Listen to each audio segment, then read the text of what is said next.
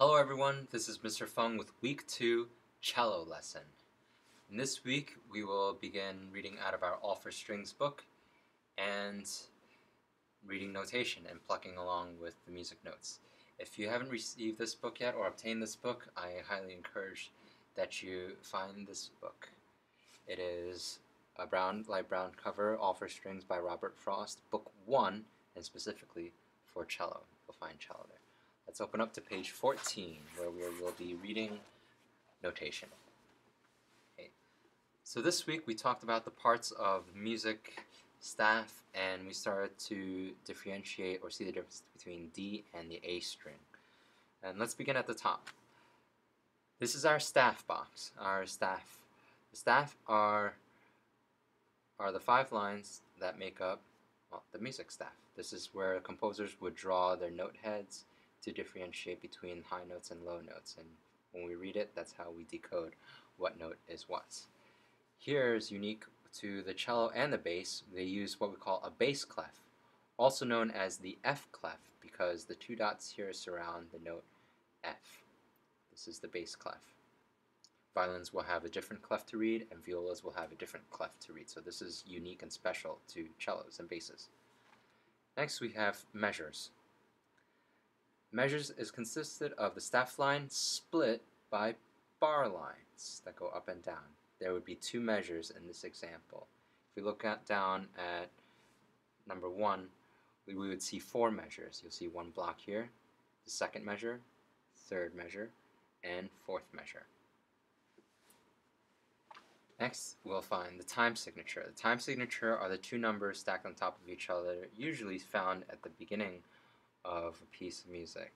They indicate how many counts there are in each measure, how many beats are in each measure, and what kind of a note receives 1 count. So the top number would tell us there are 4 beats in each measure, and the quarter note would receive 1 count. Next is the whole rests. You'll see that there's a small box hanging from the 2nd line. A whole rest is when we have 4 counts of silence. We don't play anything for 4 beats. Okay, so now let's look at number 1, D string. Here's our music line. We read the music from left to right just like we read English. We'll notice that there are 4 dots, 4 notes in this measure. Notes are consisted of what we call the note head, here the dot, and the stem, which is the tail that comes down.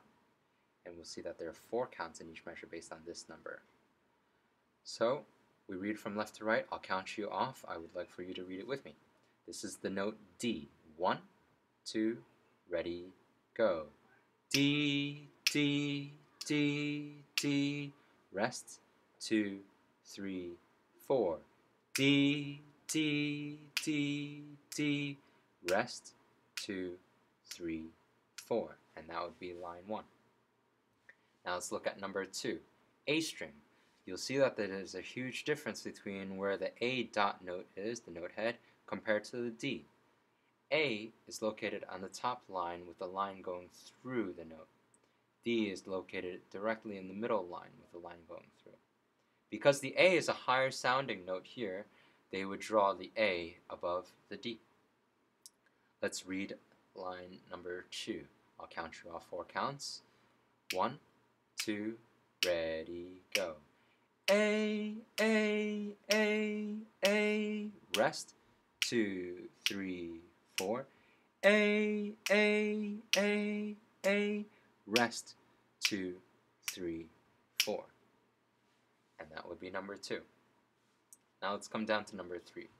You'll notice in number 3, there are no rests. It goes straight through from beginning to the end, and there's somewhat of a sequence. If we take a quick scan through it, there are 4 Ds in a row, 4 As, 4 Ds, 4 As, but then the sequence breaks for a little bit of change right here. So when you are plucking, you have to, and reading, you have to make sure your eyes are glued to the music and not looking down at your fingers. We have been practicing to pluck our strings without looking at them, even with our eyes closed. This way, when we are reading music, your eyes will be able to focus on the music while your hands do their own jobs. Okay. So, I will pluck number 3 on my instrument, and we will not do the reading for this one for the video just because of time. So we'll go right into it. We start on D, set the finger on the D. I'll count you off. 1, 2, ready, go. D, D, D, D, A, A, A, A, D, D, D, D, A, A, A, A, D, D, D, D, A, A, A, A, A, A, A, A, D, D, D, D. And that would be number 3. Next, we explored half notes. For number 4, you'll see that the notes down here is a little bit different looking from the quarter notes up here. Now these are called quarter notes. Similar to money, there are 4 quarter notes here in each measure, as there are 4 quarters in a dollar. And looking at number 4, we have 2 half notes. One note will have 2 counts, and it's a much longer note than a quarter note. So for a quarter note, each quarter note will receive 1 count, D, D, D, D, whereas a half note has 2 counts. It's going to be a long sound for 2 clicks. Take a listen. D, D.